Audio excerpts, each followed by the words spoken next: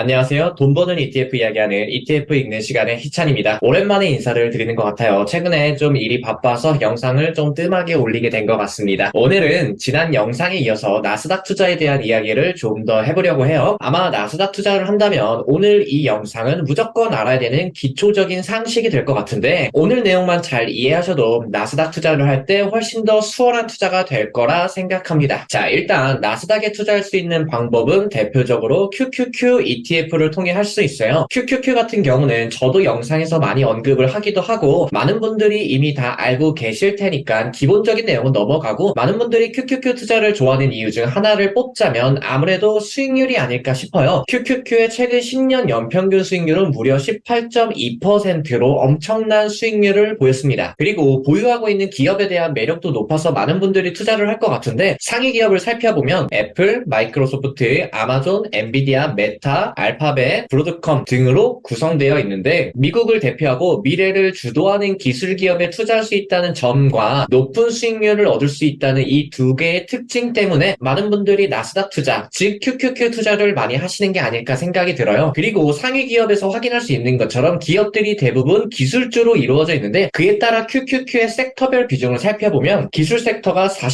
49.36%로 대략 50% 가까운 비중을 차지하고 있어요. 그 다음에 커뮤니케이션과 이미소비재 섹터가 대략 30%의 비중을 차지하고 있는데 이 세 개의 섹터는 주로 성장주로 구분이 되어 그에 따라서 QQQ와 나스닥 투자 같은 경우에는 성장주에 투자한다고 보셔도 큰 차이가 없습니다. 그래서 우리는 QQQ 투자를 할 때는 성장주에 투자한다는 것에 초점을 두고 투자를 하셔야 돼요. 그렇다면 성장주란 무엇일까요? 성장주란 쉽게 말해 미래에 폭발적인 성장을 기대하는 주식이라 말할 수가 있는데 여기서의 기대라는 것은 당연히 매출이 되겠죠. 즉 모든 주식이 마찬가지겠지만 특히나 성장주는 기대가 높은 주식이고 그리고 이 기대는 매출의 기대가 높은 주식을 뜻하게 되는 거예요. 근데 여기서의 매출은 기대 매출이 중요한 거예요. 기대 매출이라는 것은 지금은 돈을 못 벌 수 있지만 미래에는 돈을 많이 벌 거라는 이러한 기대를 뜻하겠죠. 그래서 성장주는 기대 매출에 의해서 주로 반응을 합니다. 그런데 여기서의 기대라는 것은 미래 예측형이기 때문에 우리가 수학처럼 정답을 맞출 수가 없어요. 근데 이 기대를 어느 정도 가늠할 수 있는 방법은 존재합니다. 그 방법이 바로 금리예요. 금리만 알아도 미래가 보인다라는 말이 있는데 저는 이거를 QQQ로 대입을 해서 금리만 알아도 QQQ가 보인다 이렇게 말할 수 있을 것 같습니다. 그렇다면 금리란 무엇일까요? 사실 이건 너무 쉽죠? 금리란 돈의 가치를 뜻해요. 자, 그럼 돈의 가치를 측정할 수 있는 건 어떤 게 있을까요? 바로 이자율과 할인율이에요. 금리는요, 이자율과 할인율을 통틀어서 말하는 단어이고 돈의 가치를 정하는 건 바로 이자율과 할인율입니다. 이자율이란 원금에 대한 이자의 비율을 뜻해요. 다시 말해서 사용에 따르는 대가를 뜻합니다. 예를 들어 우리가 은행에 가서 대출을 받으면 은행은 우리한테 돈을 빌려주고 우리는 이 빌린 돈의 대가를 지불하게 돼요. 이게 바로 이자가 되겠죠? 사실 이자율에 대한 개념은 너무나 쉬워요. 왜냐하면 우리는 대출과 예금을 항상 하고 있기 때문에 이자에 대한 개념은 너무나 잘 알고 있습니다. 반대로 할인율 같은 경우는 조금 낯설 수가 있을 텐데 할인율은 쉽게 말해서 그냥 우리가 쇼핑할 때 써있는 그 할인율을 생각하시면 돼요. 10,000원짜리 옷이 있고 그 옆에 10% 할인이라고 쓰여 있으면은 이 10,000원은 9,000원의 가치로 떨어지게 되는 거죠. 이게 바로 할인율입니다. 그런데 이걸 금융 쪽으로 대입을 하면은 할인율이라는 것은요, 미래의 현금이 현재 얼마의 가치인가를 적용할 때 쓰는 비율을 뜻해요. 예를 들어 1년 뒤에 10,000원을 받는다고 가정을 하면은 이 10,000원의 가치가 현재로 보면은 과연 얼만큼의 가치가 되는가? 이거를 측정할 때 쓰는 게 바로 할인율입니다. 그래서 할인율을 다른 말로 현재 가치다 라고 불러요. 조금은 어려울 수 있지만 할인율은 미래의 돈이 현재의 가치로 봤을 때 얼만큼의 가치를 갖고 있냐? 이거를 측정할 때 쓰는 게 바로 할인율이에요. 좀 더 쉽게 보면 현재 100만 원이 있고 금리가 10%라고 가정하겠습니다. 지금 100만 원을 받을 수 있는 A안과 1년 뒤에 100만 원을 받을 수 있는 B안이 있어요. 자, 여러분들은 어떤 걸 선택하는 게 유리할까요? 정답은 뻔하죠? A안을 선택하는 게 훨씬 더 유리할 거예요. 왜냐하면 지금 100만 원을 받으면은 현재 금리가 10%이기 때문에 1년 뒤에 이 100만 원은 110만 원으로 불릴 수가 있는 거예요. 근데 1년 뒤에 100만 원을 받을 수 있는 B안을 선택하게 되면은 100만 원은 받을 수 있지만 10만 원은 손해보게 되는 거겠죠? 즉 1년 뒤에 100만 원은 현재의 가치로 볼 때 대략 90만 원 정도 한다 이렇게 볼 수가 있는 거예요. 90만 원이 됐다는 것은 미래의 100만 원에 현재 금리가 10%, 즉 할인율 10%를 계산했기 때문에 190만 원이 되는 겁니다. 그럼 금리가 20%라고 가정하면은 지금 100만 원을 받으면은 1년 뒤에 120만 원이 되는 거고 1년 뒤에 100만 원을 받으면 우리는 20만 원을 손해 보는 겁니다. 그 말은 즉 1년 뒤에 100만 원은 현재 가치로 볼 때 대략 80만 원 정도의 가치를 갖고 있다는 거예요. 만약에 금리가 0%라면 100만 원을 지금 받나 미래에 받나 아무런 문제가 없겠죠. 물론 기회비용까지 따지면 상황은 달라지겠지만 단순한 숫자의 개념으로만 본다면은 금리가 0%일 때는 지금이나 미래나 상관이 없습니다. 쉽게 말해 할인율은 미래에 벌어들인 돈에서 할인을 해주면 되는 거예요. A라는 기업이 1년 뒤에 1억 원의 매출이 날 것이라 예상이 되는 상태에서 금리가 10%라고 한다면은 1년 뒤에 1억 원의 가치는요, 현재로 봤을 때 10% 할인이 붙어서 9천만 원의 가치가 되는 겁니다. 다시 한번 강조하지만 할인율은 미래에 벌어들이는 돈을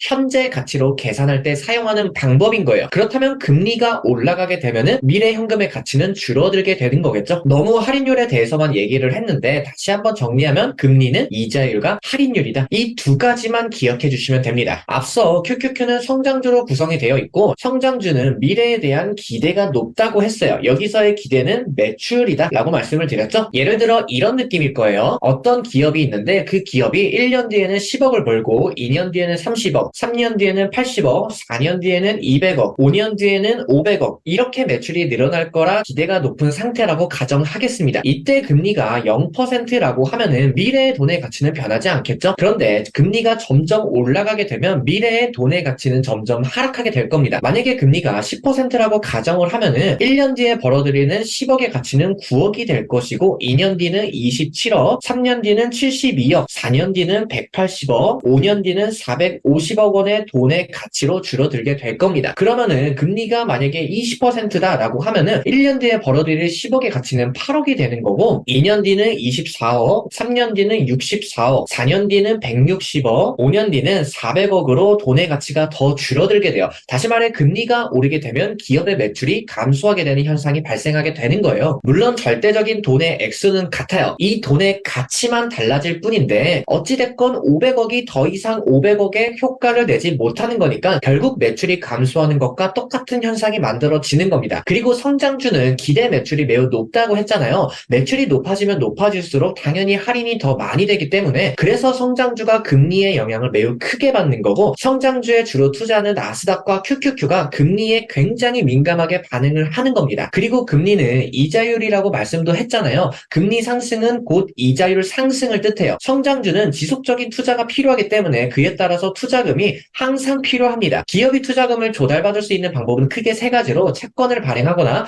은행에서 대출을 받거나 주식을 발행하는 방법이 있어요. 여기서 이자가 없는 비용은 주식 발행인데 주식을 증자할 경우에는 기업의 가치가 훼손되는 경우가 더 많습니다. 그에 따라서 주식 발행은 기업이 잘 하지 않아요. 보통 채권을 발행하거나 은행에서 대출을 받으면서 투자금을 유치합니다. 그런데 금리가 올라간다는 것은 곧 이자율 상승을 뜻하니까 채권 이자가 증가하게 되는 거고 은행에서 받은 대출 이자도 증가하게 돼요. 즉 기업의 이자 비용이 함께 증가하게 되는 겁니다. 그러면은 당연히 기업의 매출은 더 감소하겠죠? 정리하면 성장주는 기대 매출이 높은 주식인데 금리가 상승하게 되면 이자율이 증가해서 이자 비용이 증가하고 할인율도 증가해서 미래 매출의 가치가 하락하게 돼요. 즉 금리 상승은 매출 하락을 불러오게 됩니다. 매출이 하락한다는 것은 곧 주가가 하락하는 것과 같기 때문에 금리가 올라가게 되면 성장주 혹은 QQQ와 같은 주식들이 하락하게 되는 현상이 발생하게 되는 거예요. 그에 따라 화면에 보이시는 그래프를 보면은 QQQ와 금리의 디커플링 관계를 자주 목격할 수가 있어요. 그런데 금리가 상승하면 무조건 나스닥이 하락하는 걸까요? 사실 금리가 오른다고 무조건 나스닥이 하락하는 건 아니에요. 화면에 보이는 그래프는 2020년 전에 미국의 금리와 QQQ의 추이를 볼 수 있는데 두 개가 똑같이 상승하고 있는 구간들을 자주 목격할 수가 있어요. 그럼 왜 이때는 금리가 올랐음에도 나스닥이 하락하지 않았던 걸까요? 이거는 우리가 금리 상승과 하락의 기본적인 배경에 대한 이해가 있어야 돼요. 금리 상승은 경기 호황을 뜻하고 금리 인하는 경기 불황을 뜻한다는 점이에요. 생각보다 많은 분들이 이걸 반대로 알고 계시더라고요. 물론 2022년에는 금리가 올랐는데 호황은커녕 주가가 크게 하락하고 경기 둔화를 불러왔죠. 그런데 때에 따라 다르긴 하지만 원래 금리 상승은요 경기 호황을 뜻합니다. 자, 금리는 언제 오를까요? 금리는 인플레이션 때문에 오르는 거예요. 즉 물가를 잡기 위해 금리가 올라가는 거예요.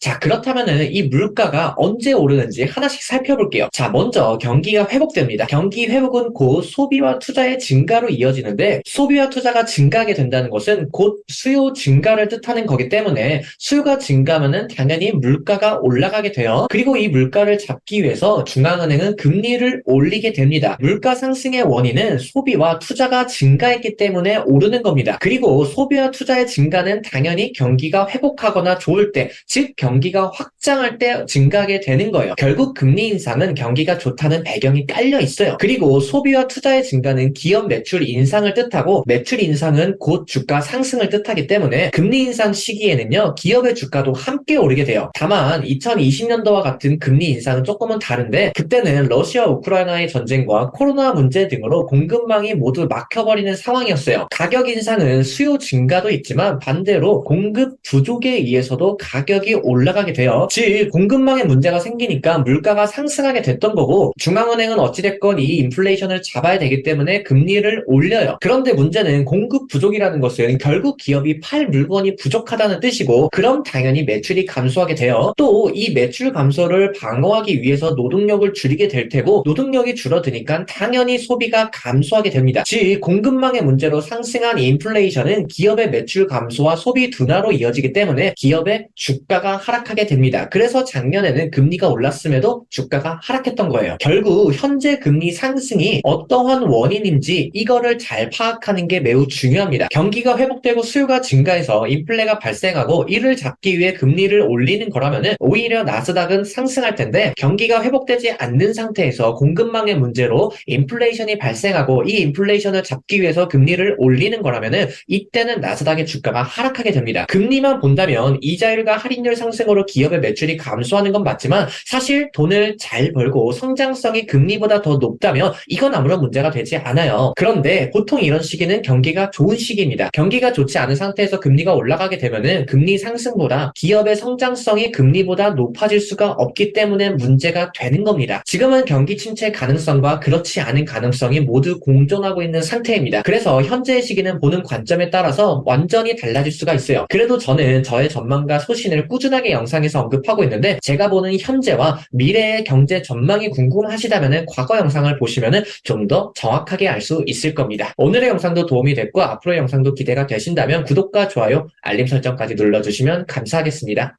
감사합니다.